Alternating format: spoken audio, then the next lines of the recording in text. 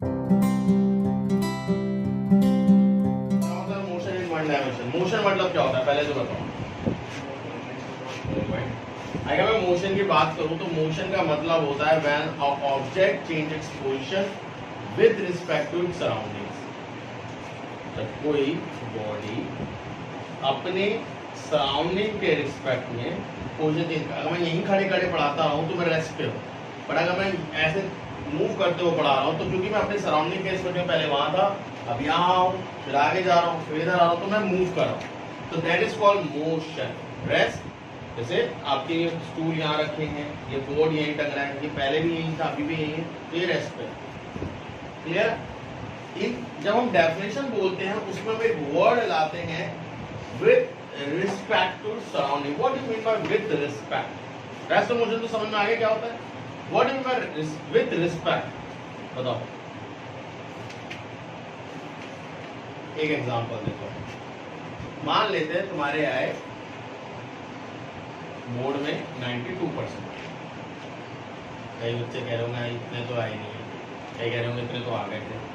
ठीक है, तो अब आप खुश, 92 तो यार काफी परसेंट है, घर वाले भी कह रहे हैं, बट वहां से आए आपके परिवार में एक बंदा जो आपसे करता है बहुत ज्यादा प्यार, फिर वो एक शर्मा जी का लड़का आएगा वहां पे,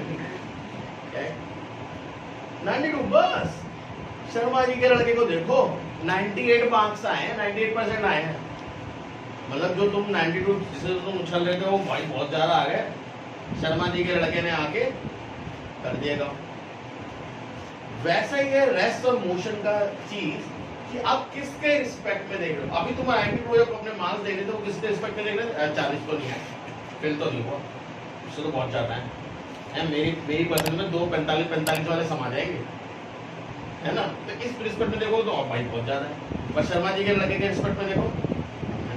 तो ऐसे ही किसके रिस्पेक्ट में तुम चीज को देख रहे हो वो भी डिसाइड करता है कि आपकी बॉडी रेस्ट में है या मोशन में। जैसे एक एग्जांपल, ट्रेन में आपके सामने वाली बर्थ पे जो बंदा बैठता है, सीट पे जो बंदा बैठता है, और ट्रेन चल रही है, तो आप मोशन में हो रेस्ट में हो? देखो दोनों सवाल अलग है, मोशन हो रेस्ट। आप बताइए रेस्ट में बैठा हुआ, और आप बताइए मोशन में, क्योंकि सर ट्रेन मूव कर रही है सर। अब आप दोनों सही, बट अगर दोनों का रिस्पेक्ट चेंज कर दो आप दोनों गलत, क्योंकि आप जब मोशन बोल रहे हो आप with respect to surrounding outside the train, और आप जो बोल रहे हो वो इनसाइड द ट्रेन, मोशन में, और जो अंदर वाला देख रहा है हम रेस्ट एंड मोशन में। बताओ हम अभी है मोशन में, रेस्ट में, अर्थ की वजह से मोशन में, अर्थ की वजह से ही हम रेस्ट में। अर्थ घूम रही है तो हम अर्थ के साथ क्यों घूम रहे हैं? ये थोड़ी अर्थ घूम रही है हम वहीं पे कट के मैंने, अर्थ ऐसे घूम रही है हम पीछे रह गए, अरे भैया ले जा, तो जा रहे हैं। तो अर्थ के रिस्पेक्ट में हम रेस्ट में। But what about the person who is standing on the moon and sea? क्योंकि अर्थ मोशन में कंटिन्यूअसली, मून देखो मून चारों तरफ घूमता है अर्थ के, बट अगर कोई मून पे खड़ा है तो उसे क्या लगेगा? अर्थ घूम रही है चारों। जैसे हमें क्या लगता है सूरज घूम रहा है हमारे चारों तरफ, तो सूरज घूम रहा है चारों तरफ, पृथ्वी घूम रही है, रोटेट कर रही है, वो दिखता है उसके से। तो rest and motion are the relative terms, rest and motion are the relative term. तो ये बोलते हैं कि रेस्ट एंड मोशन कैसे रिलेटिव है कि एक बॉडी जो कि रेस्ट पे है वो किसी और के रिस्पेक्ट में मोशन में है। इसमें किसी को डाउट है तो बताओ। तो आपको फ्रेम ऑफ रेफरेंस इस वर्ड को बोलते हैं, क्या बोलते हैं सर? Frame of reference. ये बहुत इंपॉर्टेंट है न्यूमेरिकल्स के लिए, नीट और आईआईटी दोनों में इसके न्यूमेरिकल्स आते हैं दबा के, कि इसके फ्रेम ऑफ रेफरेंस, इसके फ्रेम ऑफ रेफरेंस। जैसे फॉर एग्जांपल पूछूं कि आप दौड़ रहे हो 15 मीटर पर सेकंड से, आपके कंधे में कीड़ा बैठा है, ठीक है, आप कितनी स्पीड से दौड़ रहे हो? 15 मीटर पर सेकंड। मैंने तो रिस्पेक्ट बताई, आपने आंसर कैसे बता दिया? कीड़े के रिस्पेक्ट बताओ। 0 मीटर पर सेकंड। वो पहले भी कंधे बैठा था, दौड़ते दौड़ते भी कंधे में बैठा, तो उसके रिस्पेक्ट में तो दौड़ ही नहीं रहे। तो समझ में आया? तो रेंज चल रही हो उसमें आप चल रहे हो। अब बताओ रेस्ट ऑफ मोशन, दोनों जगह मोशन। ट्रेन के उसके रिस्पेक्ट में अगर आप बैठे रहते तो आप रेस्ट पे रहते, बट अब आप ट्रेन के अंदर ही चले, अब आपकी स्पीड देखो सर ट्रेन की स्पीड में अपनी स्पीड को सर ऐड करते ऐसे करते तो फिर हम तो ये सब क्वेश्चंस हम सीखेंगे फ्रेम ऑफ रेफरेंस। सही हो, दोनों की स्पीड आईडी कैसी है, ज़्यादा कुछ नहीं करना। तो एक्चुअल में ये सब चीज़ें हमें आनी चाहिए। अगर तुम्हें अब याद हो, देखो मैं एक एग्जांपल बताता हूँ। छोटी क्लास में जब तुम 7th 8th में होगे, तुम्हारे पास एक क्वेश्चन आता होगा स्पीड एंड डिस्टेंस टाइम का चैप्टर मैथ्स में। उसमें क्वेश्चन आता होगा दोनों ट्रेन आपस में एक दूसरे की तरफ आ रही है, तो आप स्पीड ऐड कर देते हो। जब दोनों ट्रेनें अपोजिट जाती थी स्पीड माइनस करते हैं। टीचर यही बोलता था कर दो, क्यों कर दो, छोड़ दो, बस कर दो, जो बोला वो कर दो। भैया अपोजिट जब आती हैं तो आप एक की स्पीड को, अपना एक एग्जाम्पल देता हूँ। ये 5 मीटर पर सेकंड से भागा, ये बंदा खड़ा है, दोनों के बीच की दूरी है 20 मीटर। कितने टाइम लगेगा पहुंचने में? 4 सेकंड। बहुत गजब, ठीक है। इसको डाउट है इसमें, पक्की बात? तो ऐसे ही ये भी दौड़ रहा है 5 मीटर पर सेकंड। ये करण है, ये अर्जुन है। अब बताओ क्यों? एक सेकंड में ये 5 चढ़ा, एक सेकंड ये 5 चढ़ा, एक में ये 5, एक में ये 5। अब इसी को मैं फ्रेम ऑफ रेफरेंस में कहानी बताऊँ। 5 मीटर पर सेकंड रिस्पेक्ट, किसके रिस्पेक्ट में? सराउंडिंग्स, यानी हम लोग देख रहे हैं, हम सराउंडिंग्स है। इसकी भी 5 मीटर पर सेकंड किसके रिस्पेक्ट में थी? सराउंडिंग। इसको नाम देते हैं करंट, इसको नाम देते हैं अर्जुन। अब हम अर्जुन के रिस्पेक्ट में चीजों को देख रहे हैं, मतलब हम खुद अर्जुन है। जब अर्जुन के रिस्पेक्ट में चीज को देखूंगा, अर्जुन को रेस्ट पे ला दो। अब कैसे लाते हैं?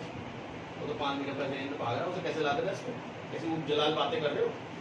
राव पूरे फ्रेम ऑफ रेफरेंस को वही स्पीड दे दो जो अर्जुन की है। कितनी? 5। फिर से दे दो 5। अब ये रेस्ट हो गया। अब हमने घर की खेती है, फिर से दे दी। मैंने क्या बोला? पूरे सिस्टम को, सिस्टम में कौन और एक अर्जुन है और एक करण है, तो करण को दे दो 5, किसी उसी डायरेक्शन में जिस डायरेक्शन में दी। समझ में आया? जिसके रिस्पेक्ट में आप देख रहे हो, आप उसे रेस्ट पे कर दो। रेस्ट पे करने के लिए करना पड़ेगा, उसकी जो वेलोसिटी है उतनी वेलोसिटी किसे दे दो? सब उसके अपोजिट वेलोसिटी किसको दे दो? सबको। अभी सिस्टम में 2 ही बंदे थे, तो हमने दोनों को दे दी। तो अब आपको पता कैसे देखना चाहिए? अब अर्जुन के रिस्पेक्ट में कैसे देखेगा? अर्जुन रेस्ट पे और करण 10 मीटर पर सेकंड स्पीड से भाग के आ रहा है। अब जरा बताना 20 मीटर डिस्टेंस है, कितने सेकंड में क्रॉस करेगा? अभी भी वही आंसर आया। इसलिए एक ट्रेन को रोक देते थे, दूसरी ट्रेन को उसकी स्पीड दे देते थे। समझ में आई बात है? ये भी बोलते हैं फ्रेम ऑफ रेफरेंस यही होता है और कुछ नहीं। अब क्वेश्चन फिर से सुन लो। आप ट्रेन में चल रहे थे, ट्रेन जिस डायरेक्शन में जा रही थी आप उस डायरेक्शन में जा रहे हो। ट्रेन चल रही है 40 मीटर पर सेकंड की स्पीड से, आप जा रहे हो 1 मीटर पर सेकंड की स्पीड से। आपके रिस्पेक्ट में कितनी स्पीड है ट्रेन की बताइए?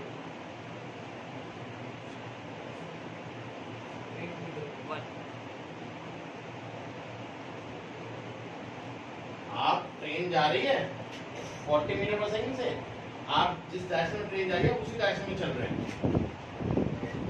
तो कितनी स्पीड हो जाएगी आपके इस वक्त ट्रेन की? 39 मीटर पर सेकंड। एक हम चल लेते हैं, उसे माइनस कर दो ना, तो वही पूरे डिफरेंस हो जाएगा। समझ में आ रहा है? एक समझ में आ रहा है? अब ध्यान, इसका एक एग्जांपल देता हूँ। कभी गौर दिया, जब 2 ट्रेनें एक साथ एक ही डायरेक्शन में जाती हैं तो ज्यादा टाइम लेते हैं क्रॉस करने में कंपैरेटिवली जब वो अपोजिट आती है। नहीं दिया था? जब 2 ट्रेनें, एक ट्रेन ऐसे जा रही है और दूसरी ट्रेन ऐसे जा रही है, वो दोनों एक दूसरे को क्रॉस अच्छी खासी स्पीड में चल रही है, तो दोनों ज्यादा टाइम लगेगा कंपैरेटिवली। एक अपोजिट आ रही है, वो जल्दी से धड़ धड़ धड़ पास कर रहे हैं। क्यों? अपोजिट डायरेक्शन में आप अपने आप को रेस्ट पे दे दो। मतलब जिस भी स्पीड से चल रहे थे, अगर आप उसके फेवर में हो तो आपकी, अब मान लो ये 5 मीटर पर सेकंड से दूर भाग रहा होता, ये 7 मीटर पर सेकंड से दूर भाग रहा है, तो अब ये कितने सेकंड से दूर भागेगा? क्या ये एक्चुअल में 2 मीटर पर सेकंड से भाग रहा है? ये किसके रिस्पेक्ट में 2 मीटर पर सेकंड है? अर्जुन को। उसके रिस्पेक्ट में 2 मीटर पर सेकंड से भाग रहा है। ये तो 5 मीटर पर सेकंड से आगे आ रहा था, ये 7 मीटर पर सेकंड से आगे जा रहा था। अब अर्जुन के रिस्पेक्ट में देखा तो ये 5, तो वो तो सर फैक्ट बात है कि वो इससे कितना मीटर, कितनी स्पीड जा रहा है? 2 मीटर पर सेकंड, तो आगे जाता हुआ दिखाई दे। समझ में आया? With respect frame of reference का कितना बड़ा खेल होने वाला है, ये है जो तुम्हें फ्यूचर में सीखो। ठीक है, आपने एससी वर्मा लिया ना, तब तेरे क्वेश्चन मिलने वाले हैं। समझ में आया फ्रेम ऑफ रेफरेंस? किसको डाउट है बताइए। डायरेक्शन मोशन समझ में आया सभी को? तो अभी तो मैंने बात करी सिर्फ मोशन। वन डायमेंशन बताओ क्या होता है? सिर्फ टू डायमेंशन आने वाला है अगले चैप्टर है, जब न्यूटन लॉ ऑफ मोशन पढ़ेंगे। बताओ फटाफट, वन डायमेंशन क्या होता है? एक डायमेंशन। कितने डायमेंशन है? कितने डायमेंशन होते हैं भाई साहब? अब प्लीज मल्टीवर्स में मत पूछना, नॉर्मल बताओ। हम लोग जो तीन डायमेंशन एक्स वाई जेड, ठीक है, प्लेनर की बात करो, डायमेंशन तीन ही है, एक्स वाई जेड। अभी मोशन एक ही डायमेंशन में हो रहा है, कैसे? जो होता नहीं है कायदे में। कभी बॉल ऐसे फेंकी है, हल्की फुल्की इधर उधर हिली जाती है, और टू डायमेंशन तो होता ही होता है। तो वन डायमेंशन क्या है? एक एक्सिस, किसी में एक्स है तो वाई लेंगे ना, ऐसे भी तो हो सकता है, बट एक ही डायमेंशन। ये क्या है? To dimension. क्यों?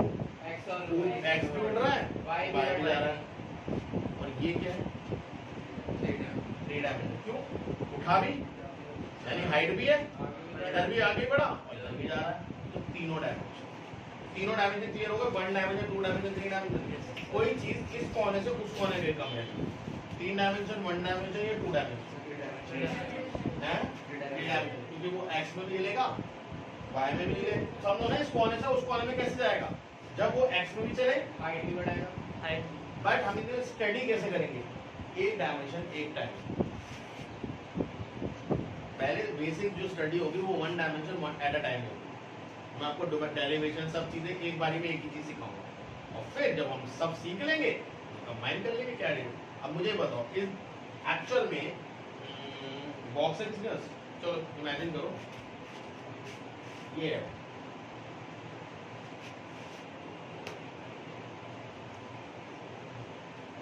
इस एक्सिस से इधर आ रहा है, तो वो ऐसे चलेगा ना। इमेजिन कर पा रहे हो, थ्री डायमेंशन में यहाँ से वो वहां जा रहा है, तो कैसे हो रहा होगा?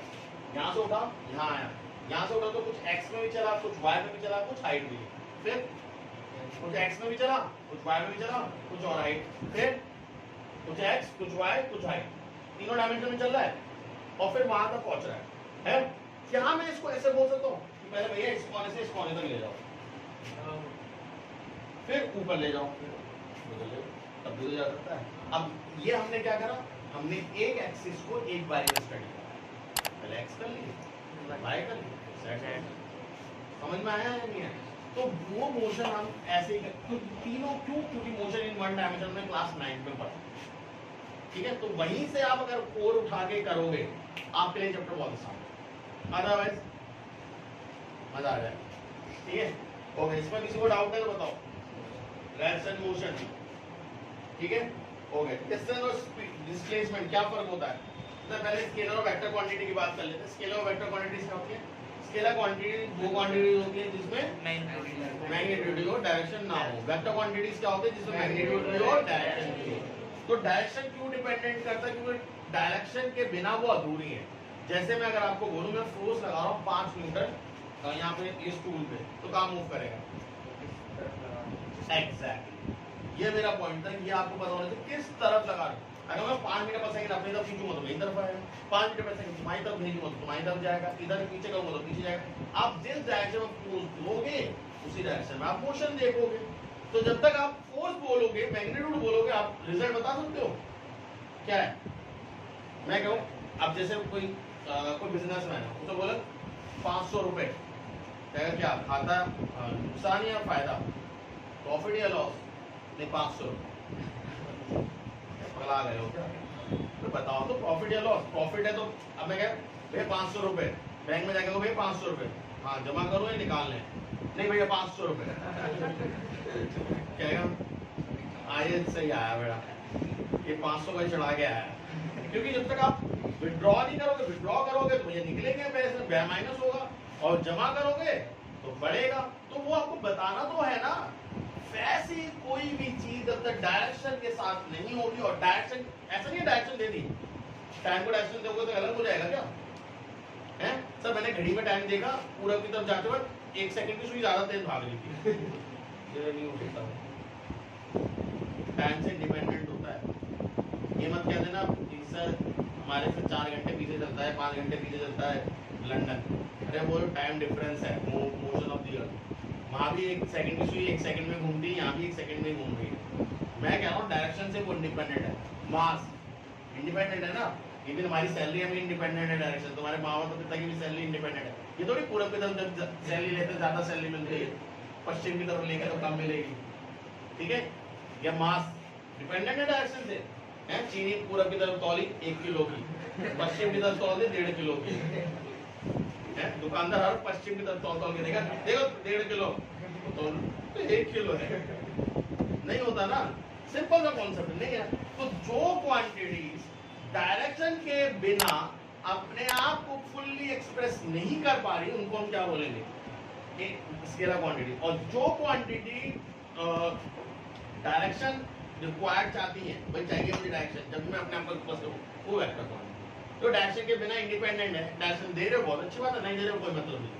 अब मैं कह दूं, बेफिजूल में कह रहा हूं, measuring mass towards direction of east, क्या फर्क पड़ रहा है? ईस्ट क्या तो वेस्ट भी नाप ले, तब भी वही आ रहा है, ठीक है? जैसे तुम्हारा रिजल्ट पूरब से देखो, पश्चिम से देखो, चंद्रमा की तरफ मुंह करके देखो, या चांद की तरफ है, सूरज की तरफ मुंह करके देखो, भाई साहब जो आगे वो आ गया, अब वो ना बदलने वाला। सो कोई भी चीज जिसमें डायरेक्शन लगाओ तो कोई भी फर्क नहीं आ रहा, वो है स्केलर। और जिसके मैग्नीट्यूड ही अगर आप दे हो और डायरेक्शन ना दो, तब वो इनकम्प्लीट है, वो है वेक्टर्स, ठीक है? तो डिस्टेंस बताओ वेक्टर है स्केलर? स्केलर, क्योंकि डिस्टेंस की डेफिनेशन होती है the path between initial position to its final position. मतलब इस कोने से लेकर इस कोने तक जाने वाली चीज को हम क्या बोलते हैं? डिस्टेंस बोलते हैं। भाई ये जरूरी मैं इस पाथ से गया, मैं तो नहीं जा रहा इस पाथ से, मैं तो ऐसे जाऊँ, ठीक है? हमारे यहाँ पे जब हमारे कोच सर बोलते थे बेटा राउंड लगाओ, हमारे में कुछ बदतमीज बालक थे, गोल सा ग्राउंड था, वो ऐसे दौड़ते थे, यहाँ से दौड़ना है, उल्टा भाग जाते थे, यहाँ से दौड़ते आते, हम बावलों की तरह ऐसे दौड़ते थे, ठीक है? या कोच सर देख रहे यहीं से भाग गए ग्राउंड में से, फिर यहाँ से दौड़ना चालू कर दिया, उन्होंने इतना नहीं दौड़ा। तो ये भी उनका डिस्टेंस है, यहाँ से वो वापस यहीं आना, उनका डिस्टेंस अलग अलग तरीके से होते हैं, और कुछ बेचारा दौड़ दौड़ के नाप रहा है। तो डिस्टेंस तो अलग अलग हो सकता है ना, but what do mean bye displacement? Displacement का मतलब द शॉर्टेस्ट, अब द शॉर्टेस्ट पाथ, तो शॉर्टर डिस्टेंस या शॉर्टेस्ट पाथ के लिए डायरेक्शन की जरूरत है या नहीं है? भैया अगर मुझे यहाँ से फॉर एग्जाम्पल प्रतीक तक जाना है, तो मेरे पास प्रतीक के जाने के 2 तरीके, एक तो मैं ऐसे जाऊँ, फिर ऐसे मुड़ूँ तो प्रतीक पे जा सकता हूँ, हाथ मिला रहा है, ठीक है? और दूसरा तरीका मेरे यहाँ से सेम ऐसा है, मैं वहां तक तुम्हारे पास तक हूँ, फिर मैं लेफ्ट हूँ तो प्रतीक में जाता हूँ, और प्रतीक ने मुझे गुस्सा दिलाते मैं तो यहाँ से कूदता फंसता जाऊँ प्रतीक के पास, ठीक है? जो भी है सब छूट जाएगी, समझ में आया नहीं है? तो आप जब किसी में शॉर्टर डिस्टेंस पे जाना हो, या उसको हिट करना हो, या टारगेट अचीव करना हो, शॉर्टेस्ट पाथ को ट्रेवल करना हो, तो आपको डायरेक्शन चाहिए। एक एग्जांपल देता हूँ, क्रिकेट में या कोई भी निशाने वाली बॉल में जब आप निशाना मारते हो, ये मत कहना सर स्विंग दबानी थी, हवा चल रही थी, भैया वो सब इग्नोर, बॉडी सीधी ट्रेवल करेगी, बस अभी से कंसीडर करो, ग्रेविटी भी हटा दो, फिर डिप हो रही है वो भी हटा दो। अब मुझे एक गिलास रखा, मुझे उसे हिट करना है, ग्रेविटी नहीं है भाई, कैसे करूँगा? जब तो सीधा मारूंगा तभी ना, ऐसा थोड़ी करूँगा, ओए हवा में उड़ती जा रही है, वांटेड मूवी बना दी, अंग्रेजी वाली है, हमारे सलमान खान भाई की नहीं, इंग्लिश वांटेड मूवी में गोले घूमती है, ठीक है? वो वाली, ये वो अलग ही केस है भाई, ठीक है? वो यूनिवर्स में मत चले जाना, रियल में नहीं होता ऐसा, ठीक है? अगर आपको शॉर्टेस्ट पाथ पे ट्रेवल करना है तो यू नीड डायरेक्शन। अगर मैं आपको इस कोने से बोलूं बेटा उस कोने पे जाओ, तो आपको उसी की तरफ देख के जाना पड़ेगा, उसकी तरफ, तभी आप शॉर्टेस्ट पाथ को ट्रेवल कर पाओगे। अगर आप लेफ्ट राइट हो भैया, मुझे ये पॉइंट है, यहाँ से यहाँ जाना है, तो मैं अगर इसकी तरफ से लाइन बनाऊंगा ऐसे, तभी तो मैं सीधी लाइन बना पाऊंगा। अगर मैं हल्का सा भी से लेफ्ट राइट हो जाऊंगा तो मैं तो मिस कर दूंगा ना इसको, तो शॉर्टेस्ट थोड़ी क्या है? अब यहाँ से मुझे ऐसे जाना पड़ेगा, तो शॉर्टेस्ट नहीं कहलाएगा, और अगर शॉर्टेस्ट नहीं कहलाएगा तो डायरेक्शन इंडिपेंडेंट हो गया, तो ये डिस्टेंस है। समझना है? अगर मुझे शॉर्टेज जाना है तो मुझे डायरेक्शन को देखना ही पड़ेगा और तभी वो मेरा क्या कहलाएगा, शॉर्टेज। और अगर वो शॉर्टेज है तो क्या कहलाता है, डिस्प्लेसमेंट। इसलिए डिस्प्लेसमेंट कौन सी क्वांटिटी होती है, वेक्टर। ठीक है, अब इसके कुछ पॉइंट समझ लेते हैं। दोनों की पहले सिमिलैरिटी समझते हैं। दोनों मीटर में नापे जाते हैं, सेंटीमीटर में नाप सकते हैं, किसी में नाप सकते हो, बट दोनों की यूनिट सेम भी हो सकती है। ठीक है, दोनों पॉइंट के बीच की दूरियां हैं, इसके वजह सब डिफरेंस।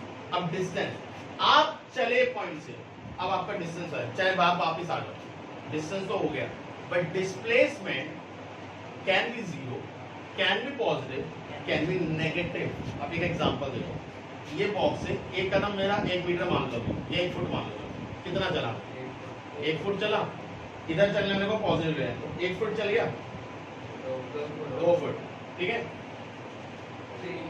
3 फुट। बट अब ध्यान से समझना, दोबारा से सब कुछ 3 फुट हो गया। एक जब आगे चला था डिस्टेंस कितना था, 1, और डिस्प्लेसमेंट भी क्या था, 1। एक और आगे गया था तब क्या था, डिस्टेंस कितना था, 1 और 2, और डिस्प्लेसमेंट भी क्या था, 2। जब पीछे आया था डिस्टेंस कितना था, 3, बट डिस्प्लेसमेंट कितना था, क्योंकि 2 प्लस 1 माइनस 2 प्लस 1 माइनस, तो डिस्प्लेसमेंट 1 हो गया। अब डिस्प्लेसमेंट 0, डिस्टेंस 4, तो डिस्टेंस को घंटा कोई फर्क पड़ रहा है, तो कहाँ जा रहे हो, चल रहे हो, तो टेढ़े में चलो तब भी चले, बट डिस्प्लेसमेंट डायरेक्शन डिपेंडेंट है, वो एक तरफ पॉजिटिव। अब -1 डिस्प्लेसमेंट और डिस्टेंस 5, तो distance never be negative, never be zero. अगर आप मूव कर रहे हो तो इट कैन बी जीरो, अगर मूव भी नहीं कर रहे तो, बट अगर आप मूव कर गए तो वो जीरो नहीं हो सकता, कुछ ना कुछ वैल्यू देगा ही देगा।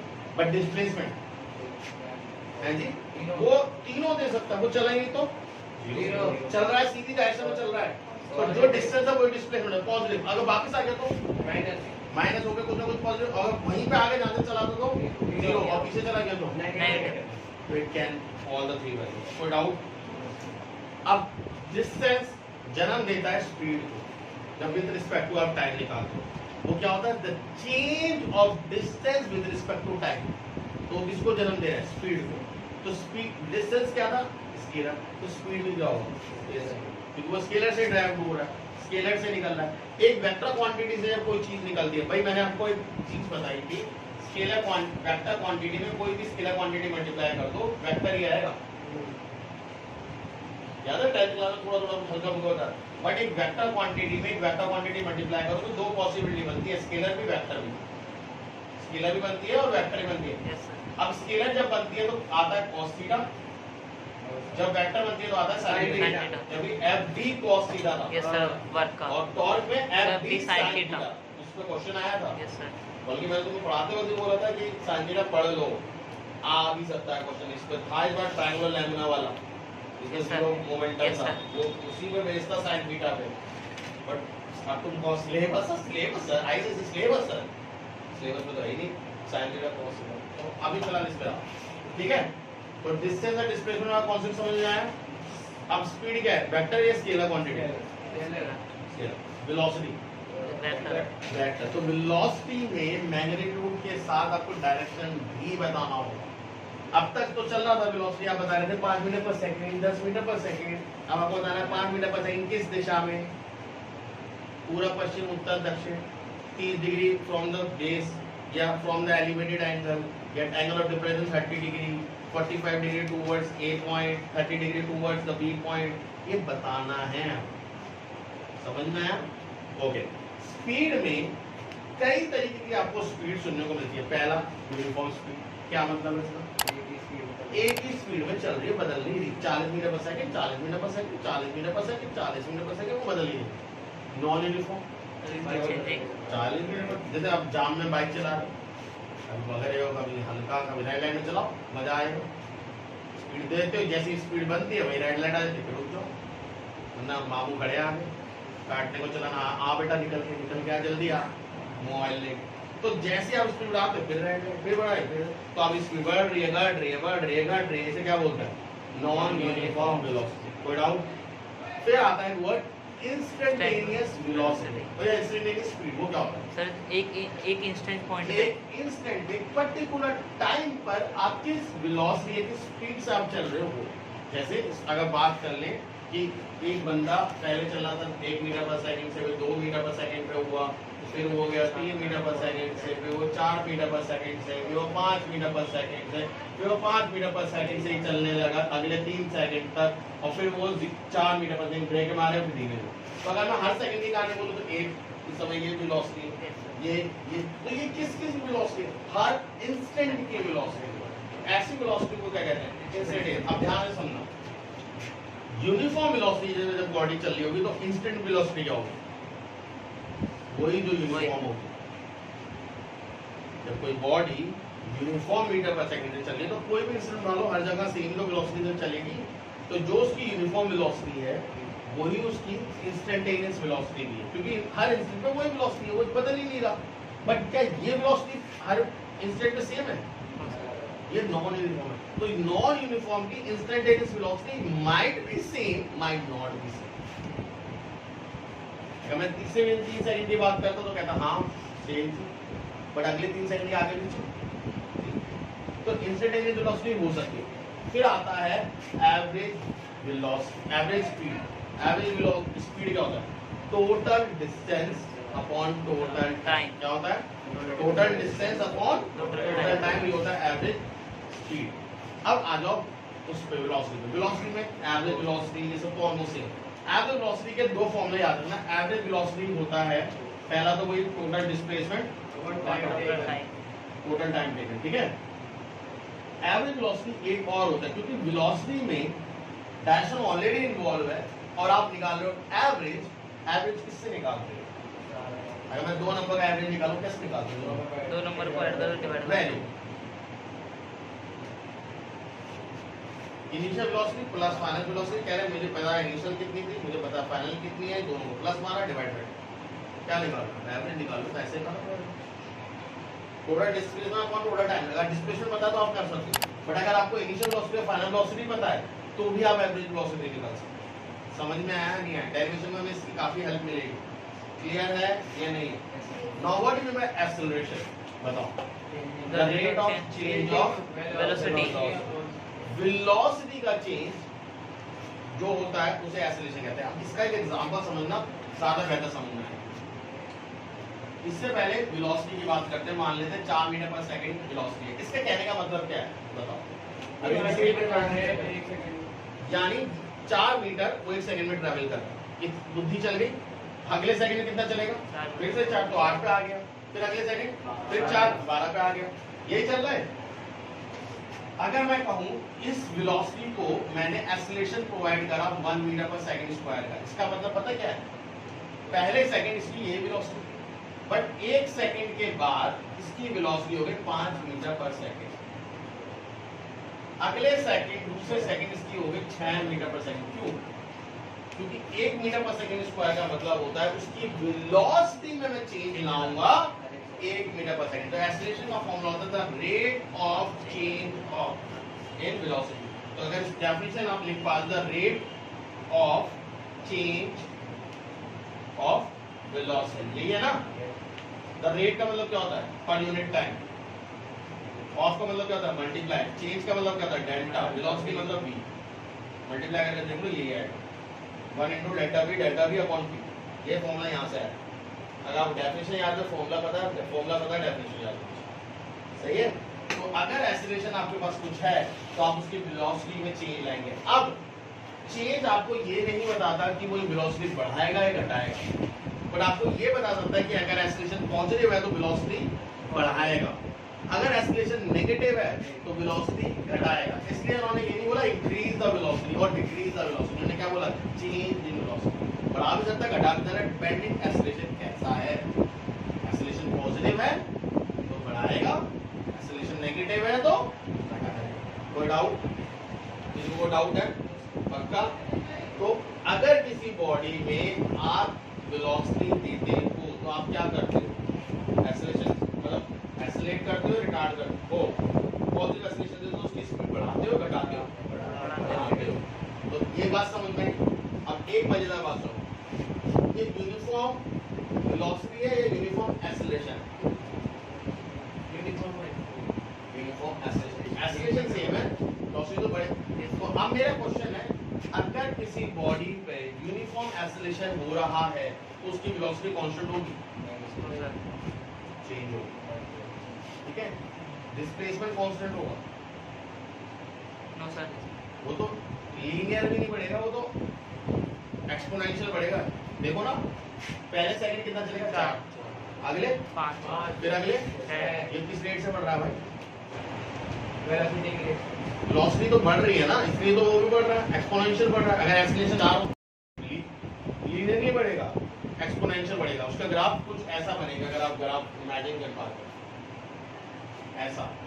कल हम लोग नेक्स्ट क्लास में जो पढ़ेंगे वो उसके आगे का वो चीज पढ़ेंगे, ठीक है। ओके।